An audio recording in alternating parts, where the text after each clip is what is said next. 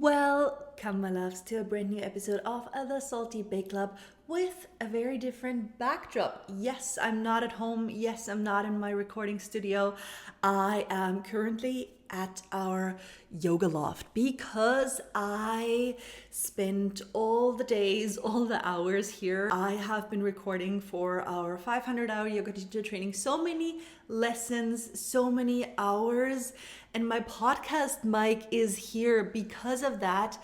And out of pure laziness, I just could not be bothered to bring it back home and back here. So this is what you get. But I did bring cake, and nothing less than my famous Thanksgiving cake. This is the last piece. I had to save it from my guests just to give you a piece of it. So let's get into a little bit of a transitional episode. I hope this is not going to be a chaos episode once again, but this is what you get. Me, my unfiltered, raw, real state of mind. Let me start with thank you for being here. My God, Bake Club, so many things have happened last week that I wanted to talk about, but let's start with a little bit of rewinding my Thanksgiving. Last episode was about Thanksgiving, about gratitude, and I kind of want to build upon that and also give you a little bit of an insight on how my party was because I loved it. And this cake is so divine. Yes, I'm gonna tag the original recipe, but I changed it. So much so that I'm not sure if I could call it my own. Anyway, I'm gonna tag the original recipe for you, and if you wanna have the changes, I'm gonna give them to you as soon as I have my web with all the recipes up. Now a recap. If you haven't listened to the last episode yet, go do that. If you don't want to do that, I told you that I'm gonna have 20 people over at my place, or I should say our place, because really it has turned into not only my Thanksgiving celebration, but our little tradition. I shared this day and more than half of the tasks with my beautiful man. To start there, the days before, I faced the first real physical restrictions due to stress and pregnancy. Like the combination of stress and pregnancy. Apparently, it's it's not it's a thing, and you should be mindful of that. And with my fiery nature, I sometimes am not. So now being in the third trimester, my body is giving me new boundaries that I apparently have to live by.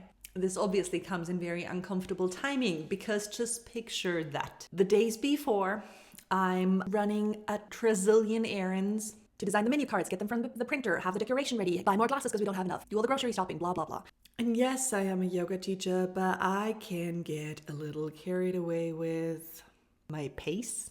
And I might have made it a habit to be freaking efficient.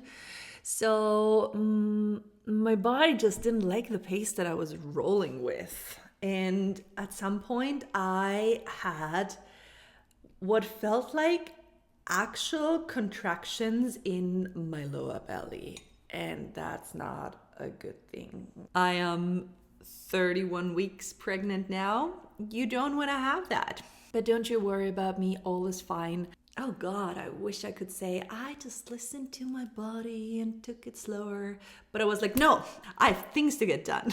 So my man literally banned me to the couch and he's like, you are banned from the kitchen, and hereby I offload any heavy duty from you. Which I do have some control issues, and I'm not gonna say that was easy, but you know what? Such a trust learning curve.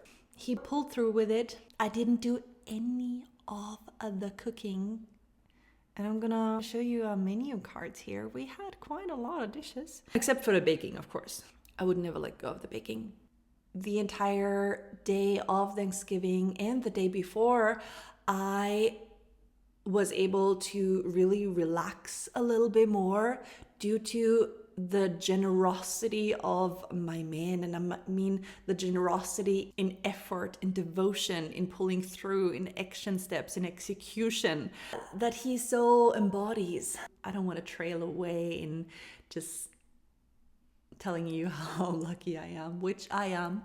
But the actual heartfelt learning was that it all went so much smoother than the, 12 years that I did all those tasks. I mean, the time schedule, the execution, the very obvious lack of burning any skin, which usually happened when I tried to make the caramel. It all went so much better than when I was in control. So yeah, hardcore learning for me. And the actual Thanksgiving dinner was just spectacular.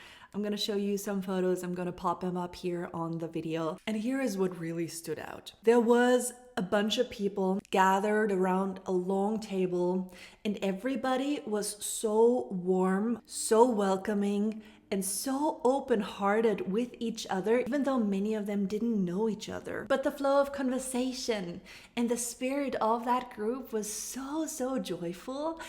And we did one of those very classical rounds of everybody had to say something that they were deeply grateful for. And once again, I want to put emphasis on that gratitude is not just a thought, it is a feeling. So a body sensation, something that reaches really cellular deeply into your body, mind, physics, heart, matter, whatever, that you are grateful for.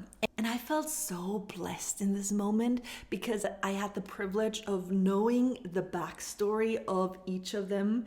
And when everybody shared something from their heart or a little bracket of their story, I all of a sudden was able to see these people in their fullness, in the entirety of their story. Like literally, I think our brain is not able to keep in mind that the people in front of you have such rich, wholehearted, multifaceted, complex stories all the time.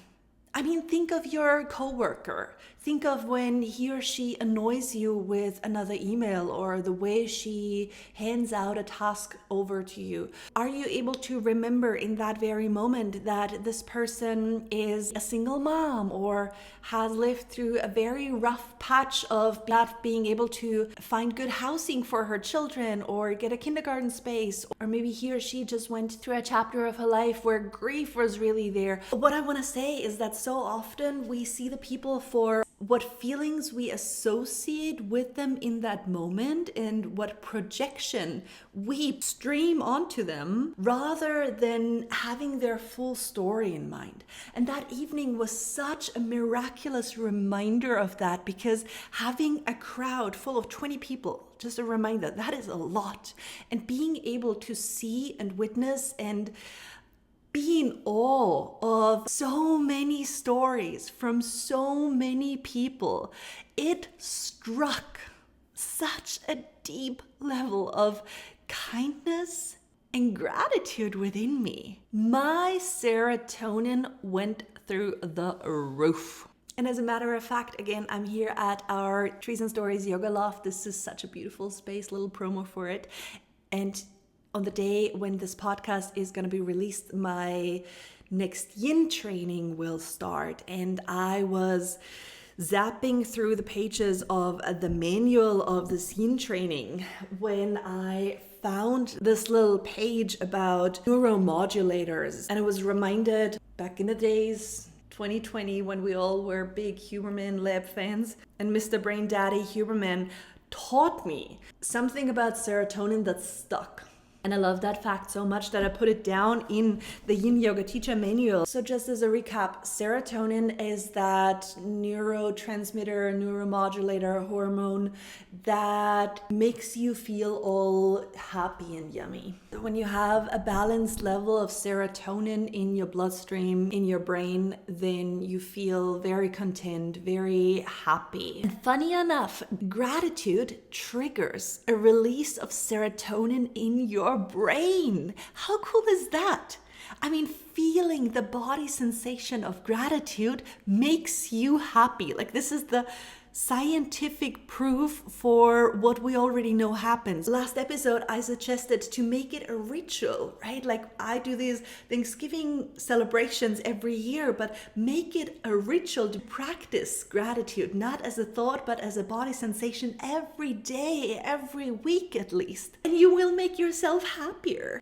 Now, here comes the really cool part. Unfortunately, I don't remember what study Huberman was quoting from, but apparently they did a study on people where they measured the serotonin release in their brains under different circumstances. Circumstance number 1 was feeling grateful for something, and they measured the serotonin release in that scenario. Scenario number 2 was receiving gratitude, like somebody is saying thank you and being thankful to you, and once again they measured the serotonin release in that scenario. And the third one was when people were witnessing a scenario that they were not part of, where people were showcasing and experiencing gratitude. And guess what? When you were the witnesser, but not a participant, that triggered the highest serotonin release of all those scenarios. Isn't that so cool? That our bodies are actually responding so well to things where we don't even have to be a part of. We don't even have to be giving or receiving gratitude. We only have to witness it. So if we open our eyes and walk through this world more consciously, I want to tie it back to my Thanksgiving experience. If we walk through this world, witnessing the people around us in the entirety of their selves, of their complexity, if we keep in mind their stories, their heartaches, but then also share their joy and be very mindful and observing of that, that literally changes our brain chemistry. I am just in awe of that.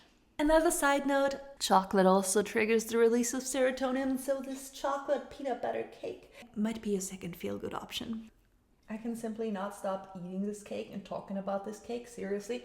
Even my guests, the ones that had joined multiple years of this Thanksgiving celebration, who have had the same cake year over year, said this one was another level. Here is your little wholehearted homework of kindness for this upcoming week. Walk through the world with open eyes. See the people in their complexity and in the fullness of their story.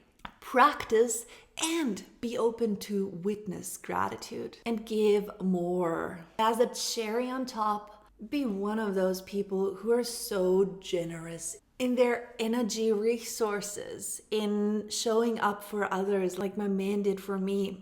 I believe especially right now with all that is going on in the world, we need more people like that. We need more people who focus on kindness and generosity than the ones who simply replicate fear, hold back and cave in that darkness that life can also pull upon us. How that shows up for me is, as I said, when this episode airs, it's going to be the day where my yin training starts, and I just prepared so many tiny little surprises, like little notes in our yoga temple here, little rituals for my trainees, small interactive inclusions that have never been in a yin training before, that genuinely make me so excited about it. I really believe in going the extra mile for something that you stand behind.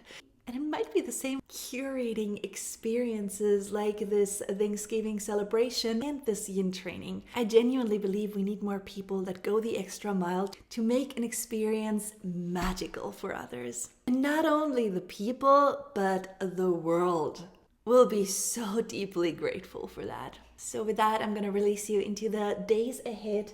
As I said, I'm going to tag Sally's baking addiction chocolate cake recipe that I changed a lot, and the peanut butter buttercream is my creation. But feel free to head over to Sally's website. It is so moist and fluffy, and that could be your very personal next serotonin release trigger. Or you go practice, receive, or witness gratitude. Thank you so much for tuning in this week. Honestly, I'm a little bit on the edge of my resources, but maternity leave is gonna start early next week. So in very un-yogic manner, I tried to cramp in all the tasks that I still had to do into this week so that this little self-employed yoga teacher could peacefully make her maternity leave without any to-dos that would still occupy my mind.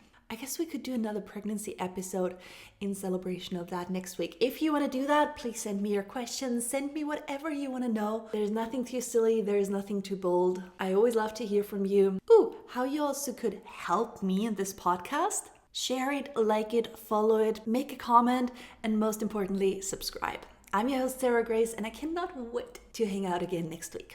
Thank you. I love you.